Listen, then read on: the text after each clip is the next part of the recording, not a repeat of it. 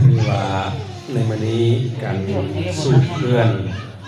ถือว่าเฮาเฮ็ดแต่เว้นก็ถือว่าได้บุญหลายการจัดการบริหารดีถ้าค่ำคืนมามันก็คนมากินทานหมู่มายามเฮาจะกระวนกระวายการเฮ็ดบุญก็เฮ็ดไว้ๆนี้จะแบ่งเป็น2ส่วนหนึ่งตั้งจิตตั้งใจหมู่ก็ยังทันได้มาเนาะยังทันได้เลิกเวียกเลิกงานก็สนุกได้รับบุญกุศลใจกับบ่คนก็ไหว้2เนาะเวลาครูบาอาจารย์กลับก็แขกไปไทยมาโมทนาทานน้ำกันก็ถือว่าเฮาได้ร่มเต็มที่อันนี้เป็นตอนรับแขกเต็มที่เด้อญาติพี่น้องได้ทอดถอนบทเรียนก็ดีได้ขณะเฮ็ดบุญเอาแต่เว้นสูตรสบายเนี่ยบางคนประมาณ 6-7 โมงแรงแล้วยังจะกินข้าวได้ลูกจะกินข้าวได้พระสิสูตรได้เอานี่บ่ได้เด้อขณะเฮ็ดแบบนี้ดีเด้ก็ได้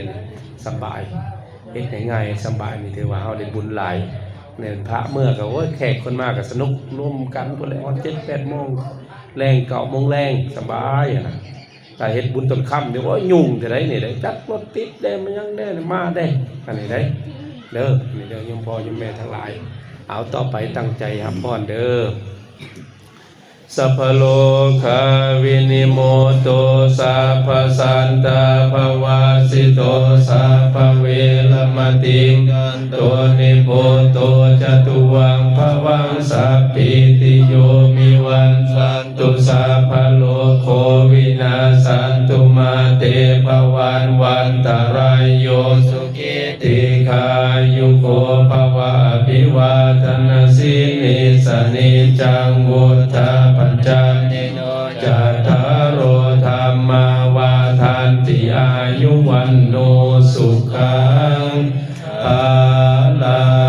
งจะนำเด้ออิมินาปุญญากาเมนาอุปัสสายคุณุตลาจาริโยปกาลจามตาปิตาจญาตกาปิยามะมะสุริโยจันติมาลาสามนาราปิจาปุมามาลาจาอินทาจตุโลกัมปาลาจเทวตานะโมเมตามนุสัจจมัสสตามิเลกาปิจาสเปสัตตาสุขีอุตุปุญญานิภาคตังทุกขปัตตาจนีทุกขพยาปัตตาจนีพยานุขปัตตาจนีสุขาอุตุสเปปิปานิโนเอตาวตาจาเมสัมปตังปุญญาสเปเทวาอนุโมทันตุสัญญันโตโพธิยามุเลสักขายานังนันทิวัตโนเอวังตะวังวิสยโยหิสยสุมังคะเลอปาราสิตาปัลลังเกสิสิปัตถวิปุคะเลมาเบเสเกสัพพะพุทธานังอังคาปัตโตปโมทันติสุนาคตังสุมังคลังสุปปัสสัมตังสุขโนสุมาวุโตจักสุญิตังภูมิจาริสุปัตตาคีนังกายกัมมังปัตตาคีนังพาขึ้นไปเลย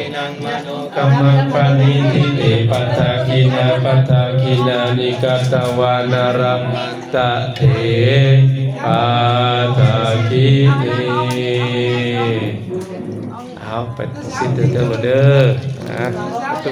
ผู้หญิงเขายางทางให้เป็นเด้อปล่อยทางแต่เป็นสิไปกินน้ำใจทางเดิมห้องนอนสิเด้อนี่เสียทุกห้องเปิดครับ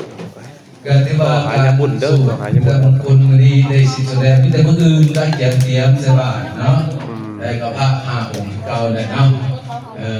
นั่นจะเตรียมคนเพิ่งเด้อ